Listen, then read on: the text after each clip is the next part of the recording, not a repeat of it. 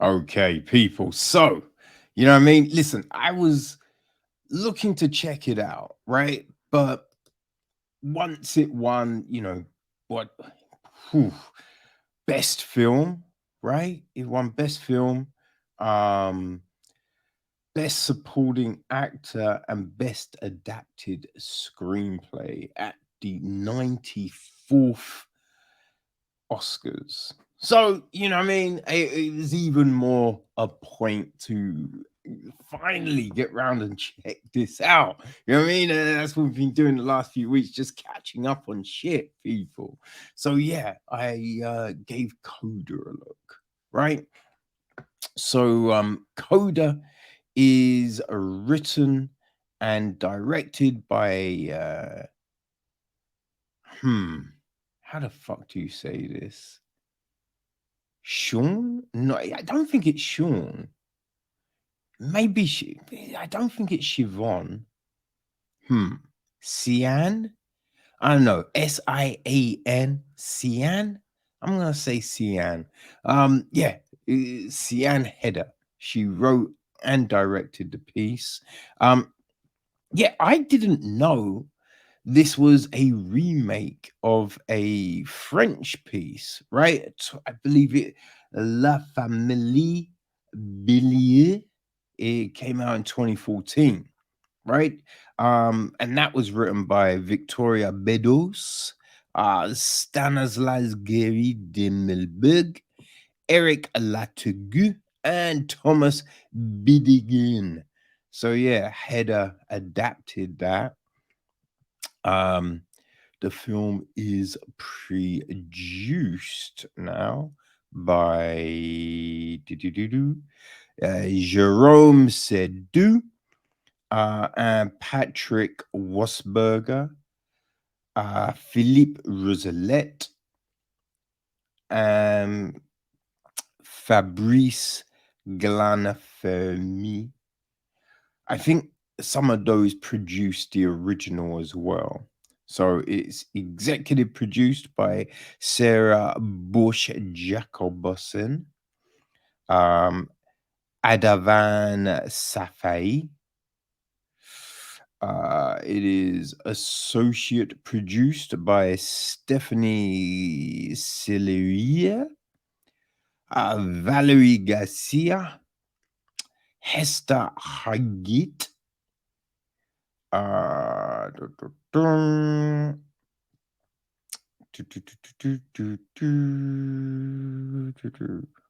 Mm, it is associate produced by Eric Gerlaman, Christy Lutz.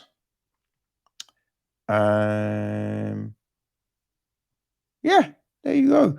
The music in the film is from Marius Devies.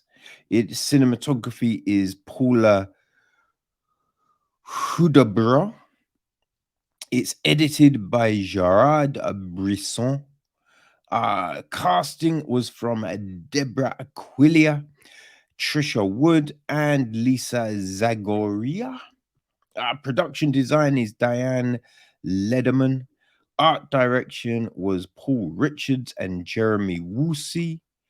Set decoration is Vanessa Knoll and Amy Morrison. Costume design, Brenda Ababanadolo. Okay. And our cast. Well, we have got Ruby Rossi, who is played by Emilia Emilia Jones, right? Her brother Leo is played by Daniel Durant. Her dad Frank is played by Troy Kotsur, and her mum Jackie is played by Marlee Martin. All right, you've then got her best friend Gertie, played by Amy Forsyth. There is Hmm, who else is probably best? Miles. He's played by Ferdia Walsh-Peelo. Um, there is Bernard Villabo, her music teacher, played by Eugene Derbez. Um, mm, mm, mm. Gosh, who else? I guess Tony Salgado, played by John Fior. Arthur, played by Lonnie Farmer. Brady, played by Kevin Chapman. I knew I recognized that dude, man. Miss Simone, played by Cortland Jones. Audria, played by Molly Beth Thomas. And yeah, I mean, they're the main ones, right? There's some other people floating around and doing their thing, but yeah, I'd say they're the main people. Now, the gist of the film is this: Gloucester, Massachusetts. As a child of deaf adults and the only hearing person in her family, high school senior Ruby Rossi always has a lot on her plate. Indeed, trying to juggle back-breaking work on her father's fishing boat, schoolwork, social life, and the family's expectations can be too much for a teenager. But do her parents know Ruby loves to sing? When Ruby signs up for the school choir, singing becomes a passion, and suddenly the talented young girl finds herself at a crossroads. Should Ruby spread her wings and follow her dreams, or should she keep fighting everyday battles as a member of the proud Rossi clan? So, yeah, there's the thing. Now, obviously, look, there's a lot of buzz around the film. And, I'd say it was produced very well, right? Nice cinematography, you know what I mean? Just sound construction, all of that kind of thing. And they did a decent job of trying to put you in the um shoes of the deaf Rossi clan, right? There was moments of that trying to show how they perceive a situation and things such as that. And I thought the film was decent. Like, I struggled. Oh my gosh, I struggled for a while. And then I realized I could change the settings on Apple and make the subtitles bigger, which that was a big help. But phew, fucking subtitle films, man, it just, oh, I can't keep doing this. It's killing me. It really is. But I really wanted to see what this film was about. You know what I mean? Um, I think there were some interesting things here, right? Because at the beginning we show Ruby and Gertie a lot together, right? But Gertie kind of disappears after a while, which is a little bit odd. You know what I mean? Because I can understand like some of the things Ruby's trying to do, but you'd think there would still be conversations, phone calls, and the like.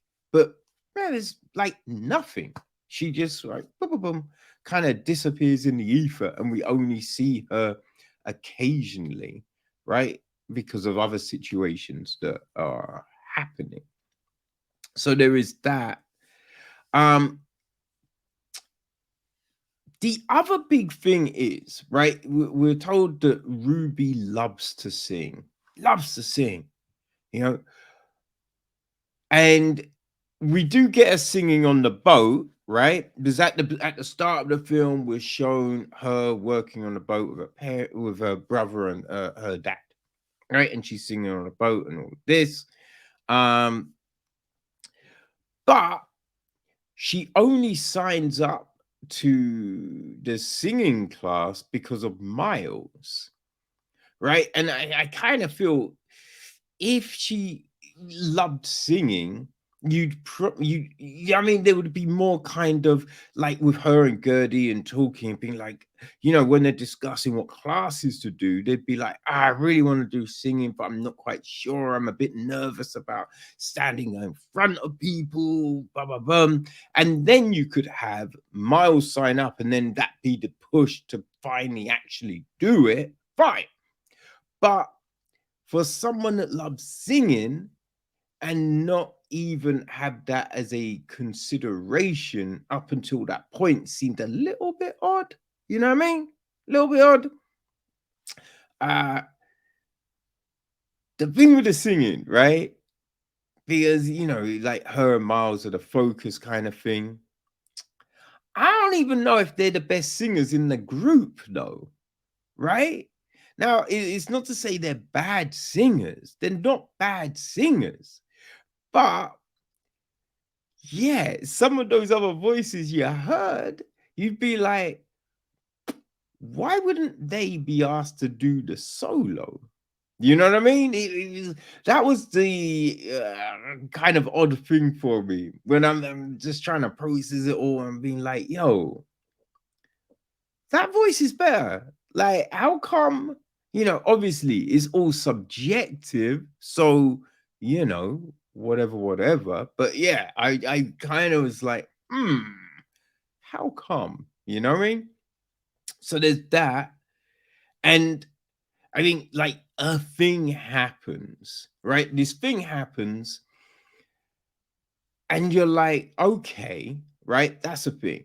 But what I found curious was like the explanation for it was just like, oh no, like I was laughing at that, not that. Oh yeah, I know people make fun of you, and it's just like if people like rinse her about shit, and especially about the deaf shit, right? That's a thing. So I kind of feel that if you really like someone and you respected someone and all of that, you're not telling that story, right? That was the odd thing there for me. And then also, like at the start, we don't see Miles take a second look at Ruby. Doesn't happen.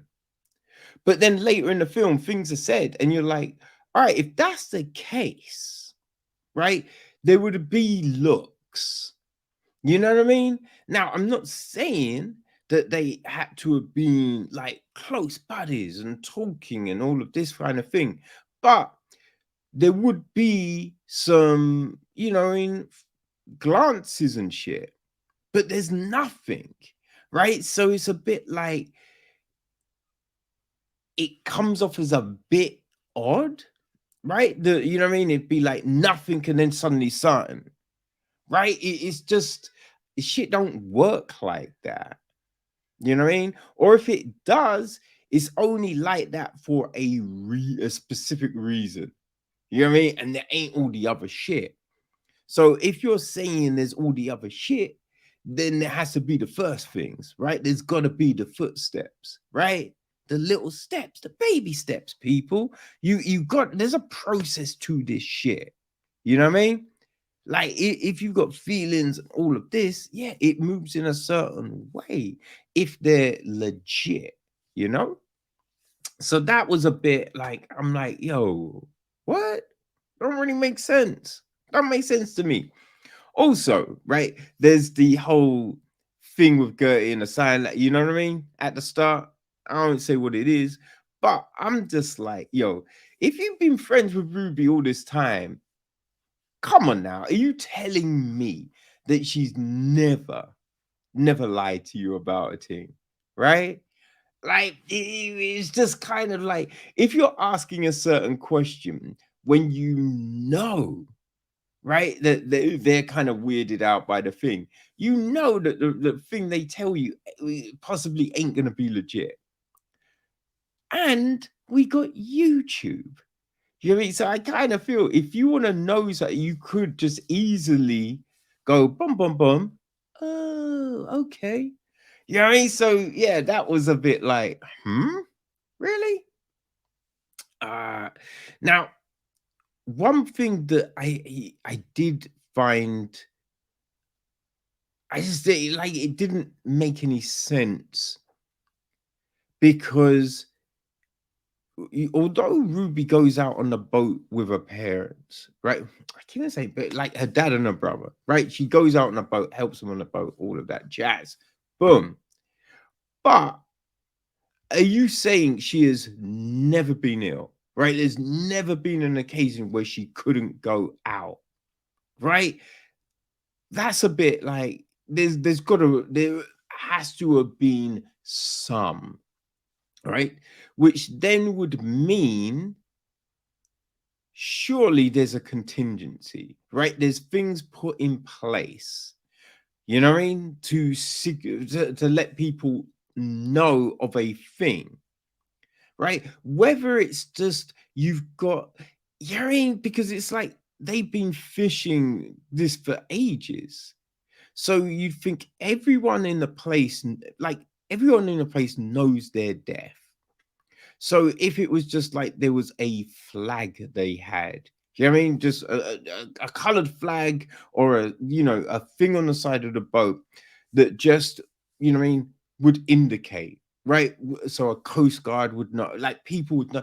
It doesn't seem like a stretch.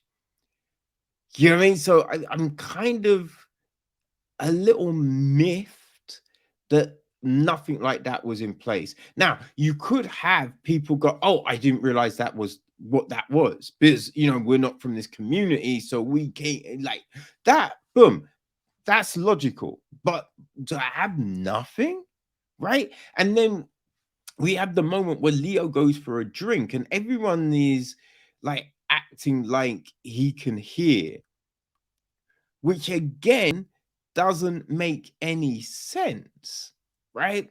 And the whole observer thing, you're just like, nah, you're trying to tell me no one said. You know what I mean? Listen, everyone would know there are deaf fishermen, right? Because they're the only ones. It's something that would have spread everywhere, right? So that whole observer thing, that made no sense, right? It made no sense. Now, the things she did, fine, but everything leading up to that, I'm like, she ain't arriving not knowing, right? That was all right. Like, what are we doing with that? You know what I mean? Huh? What? Right? It was just a bit like, yeah, it was a bit odd. So, but look, it's an okay film, right? It's not terrible or anything like that. But I just thought, other than the death situation, right? Shining a light and telling a story, from that different kind of perspective, like the film, it was just a little predictable, right? You knew where certain things were going, right? I've told you not to be late. Like you just knew what was going on. Like, oh well, I don't even really like seeing. I'm just expecting like everything. You're just like, okay, I know where that's going now. Right, I know where that's going. There's going to be this incident. There's going to be that incident. Like you just knew all of those beats, right? So yeah, like it was the death aspect of it was the USP of the film. Look, the acting was decent. All of the, like, as I said, look, acting was decent, cinematography, sound, all of that. But yeah, there was a few things in here that I'm just like, yo, why no one talking about that? You know what I mean? Like, no one's talking about, these points. You know what I mean? Like, just the things that you go, yeah, how is it no one knew that? Or there's not something in place, right? There's just simple things, you know? But yeah, it's not a terrible film, right? I thought it was Yeah, it was decent. But yeah, you know, that is my take on the award-winning CODA, people.